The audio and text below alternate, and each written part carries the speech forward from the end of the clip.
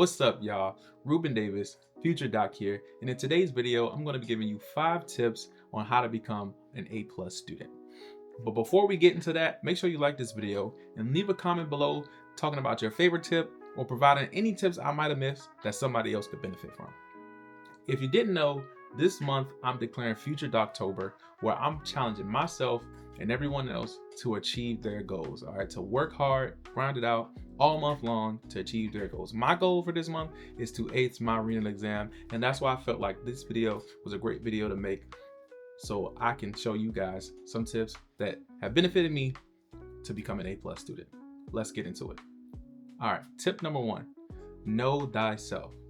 Knowing yourself is so important and will impact all the rest of the tips I give you and all of your practices and habits. When you know yourself, you know, am I a fast learner? Am I a slow learner? Am I a visual or auditory learner? You know, like what subjects do I struggle with the most? When you know this information, you can effectively manage your time better and you can develop practices that actually work for you and not just things that people tell you or things that you see other people do. Like, no, these things are specific to me because I know how best I learn. I'll give you an example.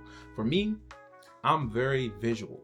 So histology isn't something that I struggle with. So I'm not going to spend that much time on it. I don't have to see it as many times as I would physiology, for example, because physiology isn't as visual. You know, when I see a histology picture, once I know what the cell type is, once I know these other different things, it's a lot easier for me to pick up than physiology. So knowing that fact allows me to manage my time and manage my energy into what I'm going to study, and makes the process a whole lot better. Am I somebody that procrastinates? You know, if I know that about myself, I know I can create a schedule around that. I can do different things so to prevent myself from falling into some of the bad habits that I know that I have. So knowing yourself is extremely important. Really dive deep into yourself and be honest. Be honest with yourself on the type of person you are so that you can create the best study plan for yourself, and really it'll impact all the rest of the tips that I have going forward. Tip number 2, repetition and practice. Now, unless you have an eidetic memory, you can't just see something once and know it.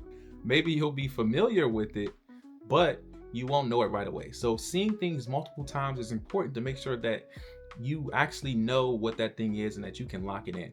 But even further than just seeing it multiple times, you need to synthesize that information, because especially in medical school, you don't just need to know a fact. You need to know how to apply that fact to a clinical vignette. Right? You can know what tachycardia is, but if you don't know that that's a symptom of this, and then, just going down the line, you need to know how to apply the facts that you know to a problem. And if there are equations or whatever level or however you want to apply it, you need to be practicing. And you guys know this from some of my MCAT videos, that practice is the way that I improved my MCAT score, and practice has been the way that I've been able to perform well in med school, right? That was the difference. And also practicing early. Don't wait until a few days before the exam to do practice. You should be doing practice, I would say day 2 or 3 of starting a new block as you start to learn material to reinforce and synthesize that information. All right, so repetition, seeing it multiple times, you should have built to your study schedule multiple passes at different things, whether you do Anki cards or you do handwritten cards or just going back to look at your notes. You should have that. And some classic ways and practical ways to do that, to have multiple passes at something, is to pre-read, so you see it before you learn in a lecture, and then you go into lecture, right? So that's already 2 passes, and then you could do a review at the end of the week. And also in your note taking, to help with practice, you can write your notes in the form of questions. So I use Notion, and maybe I'll make a whole video about how I use Notion to take notes, but there's a toggle feature where I can put something and then I can toggle to show an answer or not, right? And I know if you use GoodNotes or Notability, there's a tape function as well. So you can, tape over something and then click it and it'll show it. So you can write your notes in the form of questions and also put the answers in there and cover up the answers, so that when you go back, you can test yourself on the information. Or sometimes I'll just write the questions and don't put the answer, and I'll try to brain dump to see how much I remember. But if I don't remember it, I can just go back to the slides and then fill in the answer. But that's a way of recall and just reinforcing some different things. So that's some practices there, some practical things that you can take away from this video to help improve your studying to become an A+ student. Next step, discipline scheduling. This has probably been the biggest thing that I've struggled with as a student and as a human being, is scheduling and making sure that I stick to a schedule and that I'm putting things on a schedule. And part of, number one, for me, knowing myself is knowing that I'm a very forgetful person. If I'm just relying on my brain, I'm probably going to forget it, and so I'm going to fall short in some ways. And what I've known and what I've seen from, very successful students, and I've seen as I've grown to be a successful student myself, is that students who get A's, students who are doing well, aren't surprised by things. What do I mean by that? They're well informed. They've read the syllabus. They know what exams are coming up. They know what assignments are coming up. They know all these different things. They aren't surprised by stuff, and they're preparing. It's on their schedule. They're scheduling in times to study. They're scheduling all these different things. And so disciplined scheduling allows you to manage your time, allows you to space out your studying, allows you to just be prepared for everything that's coming up. And so you need to be scheduling in when you're going to study, how much you're going to study. You need to be looking at your calendar at the beginning of the week so you know, oh, this assignment is due on Thursday. Let me make sure I get it done by Tuesday, so that you have time. When you have a good schedule, it just helps you relax a little bit better. It eases some anxiety. When you're just chaotic and you don't know what's coming up and you have all these things, you start missing assignments, you start doing all this, and you can't be an A+ student missing assignments. So you got to make sure that you have disciplined scheduling habits. Like when you figure out something is coming, put it on your calendar. Set reminders. I know even for me, we have some weekly quizzes due, and if I just put it on my calendar, I'm gonna forget. So I have a weekly alarm to remind me, hey, this quiz is coming up this week, right? So know yourself, know what you need, know how detailed you need to be in your scheduling and your note taking in terms of what's coming up and what you have to do, and be very disciplined about it. Discipline is something that is a character that you need to develop that will impact everything and all the things, all the aspects and the tips that I'm going to give you, and tips that other people will give you in just your daily walk through life. So, but just be disciplined about your scheduling, be very intentional, be thorough, so that you don't miss anything, so that you're prepared and that you're not frantic running around because you don't know what's going on. All right, my next tip, group studying. Group studying is one of those things that has sort of been proven to be really invaluable to me, more than I realized, because every time I group study, whenever we talk about something, I don't know, for me, it just sticks a little bit differently than if I just studied it on my own, than if one of my classmates told me, gave me a fact. I don't know why, but it just does for me. But even so, they always tell me something that I might have overlooked. I was in the same class they were in, but somehow they pulled away with a different fact that I might have missed. So group studying helps you fill in some of those gaps that you might have overlooked, where you're like, oh, this is just the weeds. But really, they're like, no, they said this, this, and this in class, or when I went up and talked to them after class and, the professor said this, So group studying is very, very important because, one, it helps you get the information in a way that you might not have gotten it on your own or directly from a professor. It helps you fill in some gaps that you might have had that you might not realize you had, and just reinforce some of the material where, you can test each other, and it just makes studying much more enjoyable when you can do it in a group. Whenever I group study, I always enjoy it, and I always do better on exams than when I don't. That's just been a fact for me, and it just has. And there's always been at least 2 to 3 questions where it's like, I wouldn't have got this if I didn't study with so-and-so. If they did, because they said this exact fact when we were group studying the other day, and I'm like, oh wow, look at it, boom, here it is right here. And it's those 2 to 3 questions that's the difference between a B+ and an A. We're talking about A+ here. So we getting into the nitty gritty, we're getting into the details. So group studying is very important, very big, and it's a great way to keep a support system around you, and to have a group of friends where you guys can struggle together and succeed together. So group studying, highly recommend, and a great path to being an A+ student. Tip number 5 is non-negotiable self-care.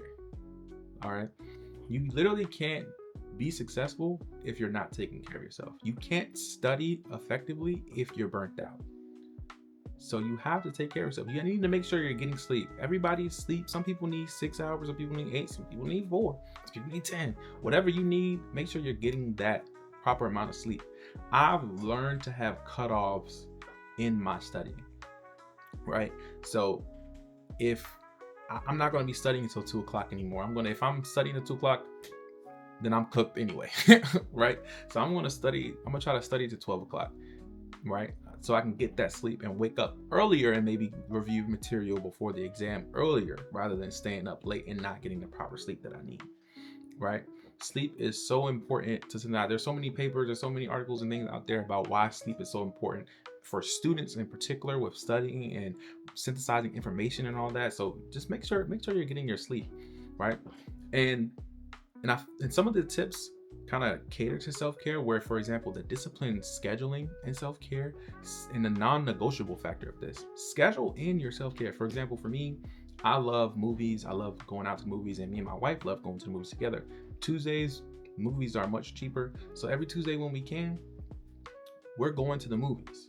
You know, we're going to see something new. You know, we have our Regal Unlimited pass, so, you know, because that's just something we enjoy. Fridays, you know, I try to make Fridays game nights, but now Sundays, it's football season. Hail to the Commanders, dub. Every Sunday, I'm watching my Commanders play, unless it's about me, but I'm watching football. You know, that's a non-negotiable for me. And if you know that you have this non-negotiable time, then that means, okay, if I'm going to watch the game on Sunday, I'm not going to study while I'm watching the game. So I need to study before the game, or I need to make sure I'm studying after the game, right? I need to make sure that I'm staying on track so that I can enjoy my self-care time, right? I can enjoy this non-negotiable self-care time. And even if you didn't do some of those things before, you need to make sure you're still getting in that self-care time, because if you're not taking care of yourself, you still won't perform well, even if you're like burning yourself out, right?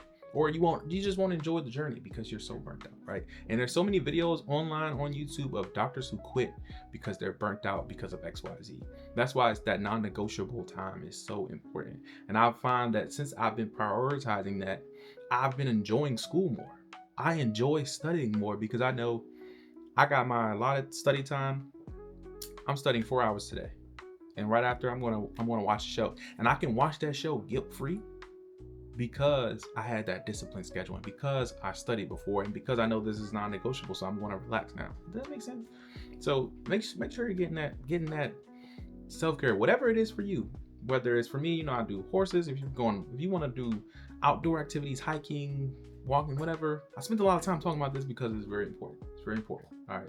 Make sure you're taking care of yourself. Make sure you're having non-negotiable time every week, if not even every day. All right. Every week, at least, you should be going out doing something you enjoy. And every day, you should be getting sleep and taking care of yourself. All right. That's the end of this video. Appreciate you watching, tuning it in. I hope these 5 tips are helpful to you. If you have any 5 tips that I may have missed, make sure you drop them down below, because we're a community. We're trying to support each other. It's Future Doctober. We're all trying to accomplish our goals. So let's work. Please make sure you join the Discord, the community Discord. I'm trying to build a community of people who want to continue to support each other. I know a lot of you are, you know, trying to take the MCAT for the 2nd, 3rd, or multiple times, who are applying to school, who have questions. The Discord is where you can get your questions answered, get support and encouragement when you need it. So join the Discord as we create a community of students thriving. And even if you're not a student, you just want to be a part of a community that's supportive of whatever you're trying to accomplish, do that. All right. Link down in the description. Appreciate you guys tuning in. I'm going to be coming with content all month long. Check out my study with me live sessions. I'm going to try to put out a calendar so you know that we can all work together as a group. Join the Discord so that you can be a part of that live stream as well, so that we continue to support ourselves all month long for Future Doctober. All right. Appreciate y'all tuning in. Future Doc out.